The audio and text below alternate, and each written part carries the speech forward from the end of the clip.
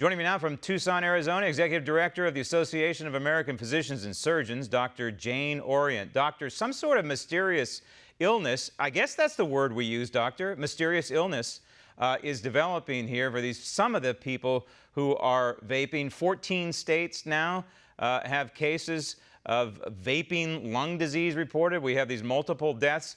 How do you quantify this? What's going on? The partnership between parents and government, and what are you advising your patients on this? I think inhaling anything when you don't know exactly what it is probably not a good idea. I have read some reports that maybe marijuana was contaminating some of the material. I mean, why is this happening now? Vaping's been going on for quite a while. Were these particular things contaminated? I think we really don't know. But the bottom line is, do you agree with the government stepping in here and the FDA saying, "Hey, listen, we need to take a break here, a breather. Let's get these guys approved by the federal government before we go any further"?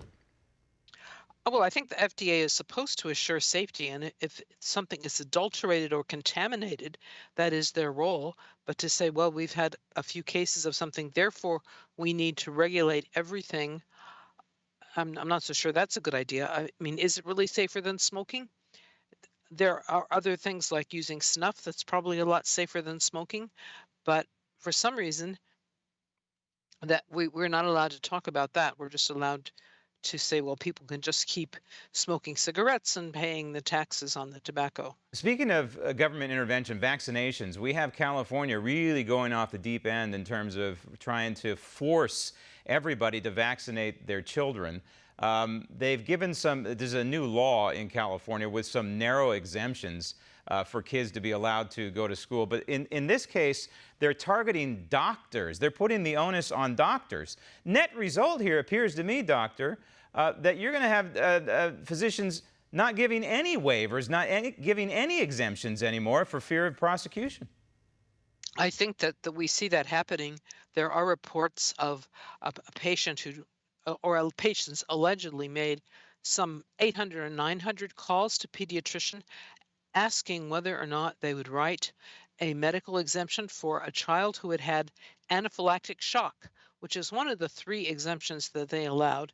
It is often fatal. It is fatal if it's not treated immediately, and none of them will do it. And having looked at a report on what's required to write a medical exemption, I can surely understand why. It's very hard to figure out what you're required to do. And if they're going to sick the medical board on you, which is an extremely traumatic and expensive process, if you write more than 5 exemptions, well, who can blame the physicians for saying, look, I can't do this? Well, just to be clear, I'm not an anti-vaxxer by any means, but at the same time, I believe that this is a violation of the folks' First Amendment rights in California. You look at it that way?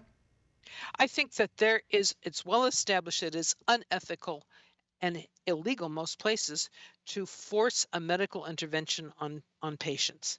That informed consent is required, and for some reason they're just throwing this out with vaccination under the pretext that somehow this is very special and that any child who's not vaccinated is a threat to society, which, I mean, you really can't get a disease from a child who doesn't have it. You don't get a disease just by not being vaccinated for it. There are some real risks to vaccinations, but the bottom line is it should be a partnership, in this case, between physician and patient and parents to make an informed decision here. That's what should be happening, not the government forcing anything here. Dr. Orient, thank you. Want to see more videos like this? Click on the link below and subscribe to One American News on YouTube, and call your cable provider and kindly demand that One American News is added to your lineup. Call and subscribe today.